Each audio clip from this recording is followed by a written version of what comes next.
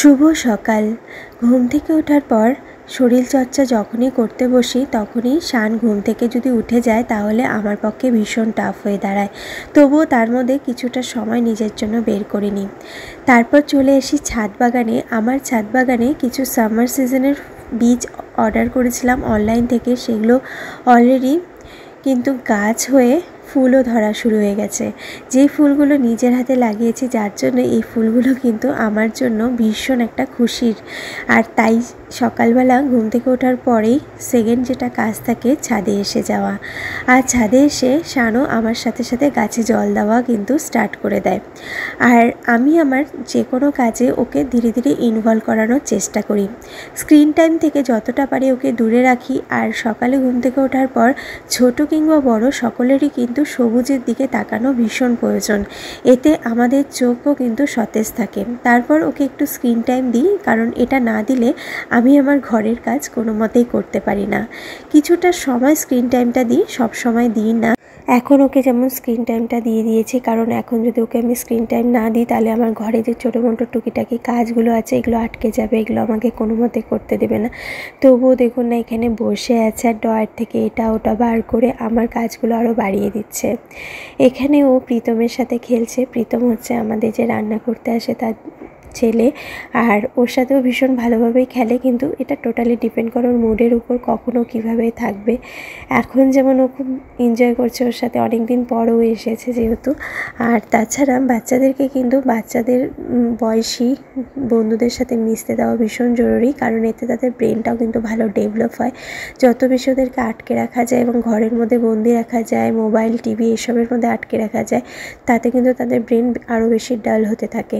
তাই আমি চেষ্টা করে ওকে একটু ওর বয়সী সমবয়সী কারোর সাথে মেশার এবং তাকে একটু খেলতে নিয়ে যাওয়া, কিংবা ঘরেই ওকে বিভিন্ন রকম অ্যাক্টিভিটি করানোর। কিন্তু অনেক সময় সেটা হয়ে ওঠে না, যখন আমরা খুবই ব্যস্ত থাকি সেই সময়টুকুই শুধু ওকে স্ক্রিন টাইমটা দিয়ে থাকি। কানে যাওয়ার কিছুক্ষণ আগে ওকে ম্যাসাজটা করে দিই, মিনিমাম 25 থেকে 30 মিনিট অবধি ওকে ম্যাসাজ করার পর কিছুক্ষণ ওকে রোদে রাখা হয় বা রোদে ঘুরতে দেওয়া হয়।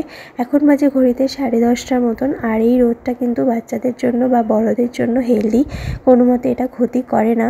আমরা জানি যে 12টার পরে যে রোদটা আসে সেই রোদটা কিন্তু ক্ষতিকারক একটা রোদ, আর সেই রোদে যাওয়াটা ভালো না। কিন্তু তার আগে যে রোদটা হয় সেখানে 10 থেকে 15 মিনিট অনায়াসে থাকা যায়, আর সেটাতে ভিটামিন ডিও ওর শরীরে পৌঁছায়, যেটা ভীষণ প্রয়োজন বাচ্চাদের জন্য।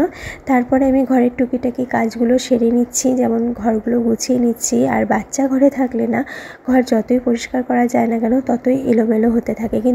কিন্তু আমি চেষ্টা করি ঘর সবসময় গুছিয়ে পরিপাটি টিপটাপ করে রাখার। এতে না আমার মনে হয় যে আমরা যদি আমাদের চারপাশটা গুছিয়ে সাজিয়ে রাখি না, তাতে আমাদের নিজেদের মনটাও ভালো লাগে।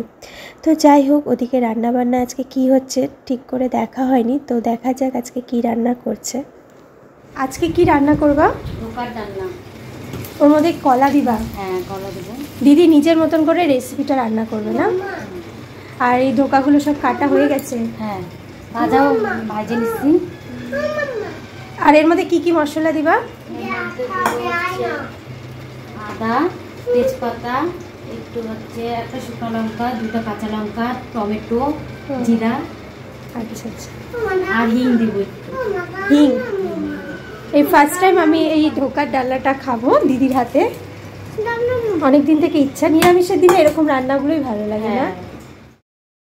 তো ওইদিকে যা যা রান্না হচ্ছে সমস্তটাই শেয়ার করলাম। তো এখন আমি ঘরের জানলা দরজাগুলো মুছে নিচ্ছি, তারপরে স্নান করতে যাব।